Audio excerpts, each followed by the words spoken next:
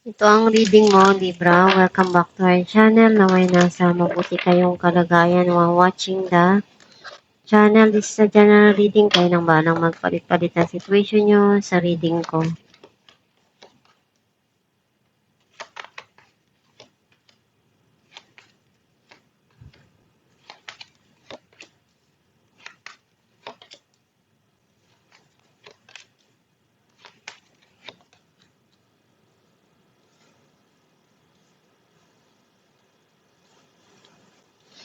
At the bottom of the deck,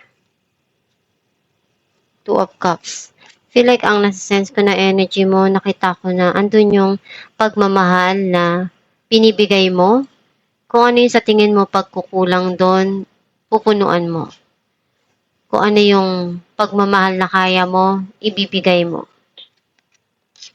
Ang mensahe ng card mo, nagkaroon na ng end of cycle yung mga nangyari. Ngayon may darating na new cycle sa buhay mo, which is andoon yung peace of mind and nagkakaroon ng harmony.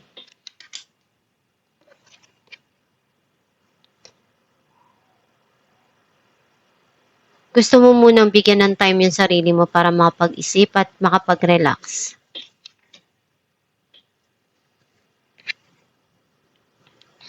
Kung ano yung sa tingin mo tama dun sa sitwasyon, gagawin mo and itatama mo yung mga sitwasyon na sa tingin mo kailangan. Some of you, meron ditong communication na darating or may mga gusto kang sabihin. You're removing some people in your life or meron kang inaalam, inaaral dito.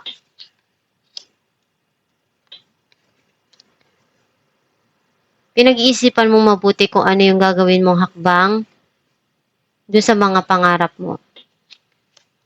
Or may magandang balita na darating dito. You feel guarded and natuto ka na doon sa mga naranasan mo. Kung ano yung mga nangyari na pagkatapa mo or nasaktan ka, bumabangon ka uli at itatayo mo kung ano yung bandera mo.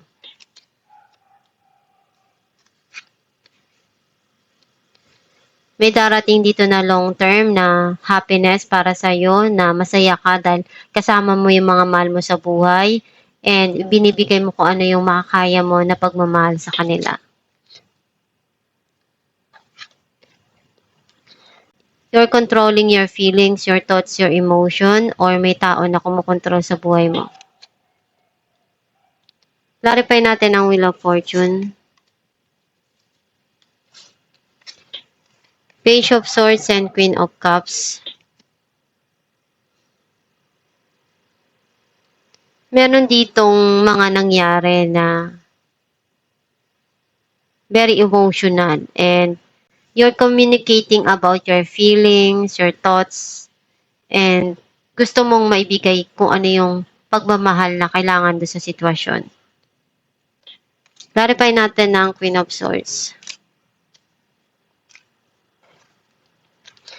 King of Pentacles and the Wheel.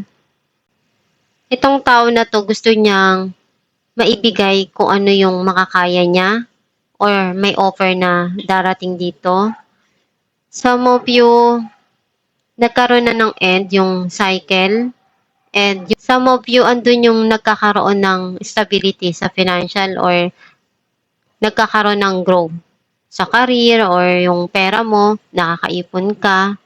And alam mo kung ano yung kailangan na gawin dun sa mga nangyayari ngayon sa buhay mo o yung dumarating. Some of you may darating na travel.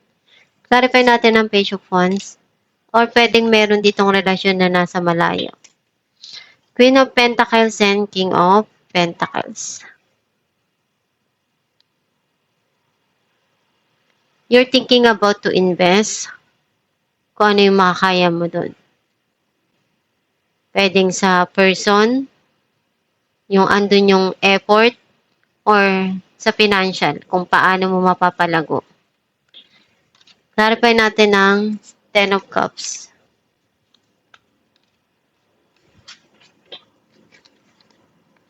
Ten of Pentacles and Four of Pentacles. Meron ditong darating na prosperity and abundance. And also, you want to save para sa kinabukasan mo at sa mga mahal mo sa buhay. Gusto mong i-secure yung future nila. And meron ditong darating na long-term na stability, either sa relasyon or sa financial. And masaya ka dahil masaya yung mga mahal mo sa buhay and sinusuportahan yung mga ginagawa mo. Some of you still holding back dun sa mga nangyari sa nakaraan. And iniisip mo pa rin yun. Kung ano yung kaya mo na maibigay doon at mapunuan, gagawin mo. As long na magiging masaya yung mahal mo sa buhay at masaya ka dun sa ginagawa mo, gagawin mo, ibibigay mo. Clarify natin ang Four of Swords. The High Priestess and Nine of Pentacles. You need to listen to your inner self and alam mo kung ano yung mga gusto mo at pangarap mo. Saya ka sa kung ano yung meron ka. And independent kang person. May mga pangarap ka na alam mong na-achieve mo at nagawa mo kung ano yung gusto mo. Masaya ka sa kung ano yung meron ka ngayon. Clarify natin ang Page of Swords. Some of you may pinagdarasal ka dito na one day makuha mo rin kung ano yung mga pangarap mo. Queen of Wands and Judgment. Unti-unti ka nang nagiging okay ito sa mga nangyari sa nakaraan. Ngayon, may mga desisyon kang kailangan na gawin at kung kailangan na tanggalin yung mga taong hindi na nakakatulong sa buhay mo, gagawin mo. Kumbaga, natututo ka na at nagmamature ka na. Clarify natin ang Nine of Wands. Eight of Pentacles and Five of Pentacles. Andun yung pagsusumikap mo. Kasi alam mong mahirap kapag wala. Kaya ginagawa mo yung makakaya mo para mapaunlad yung financial mo, yung trabaho mo. And ayaw mong pagdating ng panahon, yung wala kang matutuko. Iniisip mo pa rin na kailangan na mag-ipon hanggat kaya, magtrabaho hanggat kaya. Some of you, andun yung pagsusumikap mo dahil ikaw din yung gagawa ng paraan para dun sa ikauunlad ng buhay mo. Clarify natin ang The Emperor.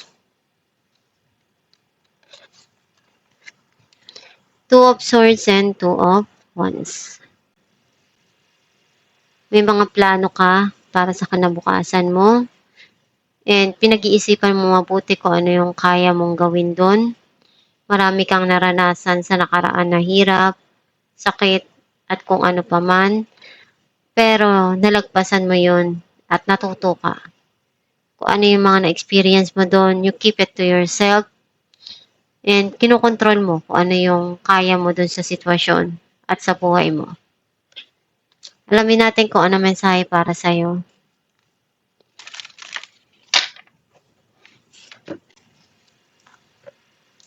I am patient knowing that whatever is of the highest good is coming to me. Ang mensahe para sa'yo. Kung ano yung minamanifest mo, kung ano yung iniisip mo, nararamdaman mo, yun din yung darating sa'yo.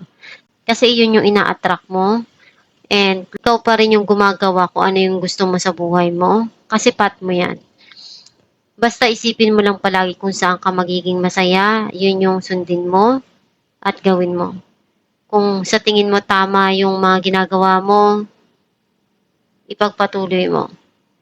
Basta as long na wala kang nasasagasaan, wala kang nasasaktan, gawin mo yung lahat para sa sarili mo at sa mga pangarap mo.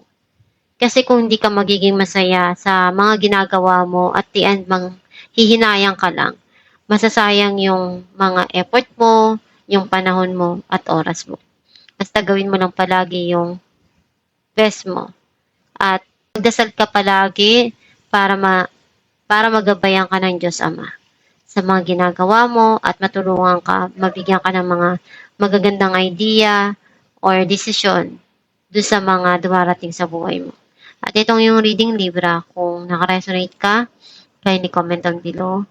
Thank you for watching.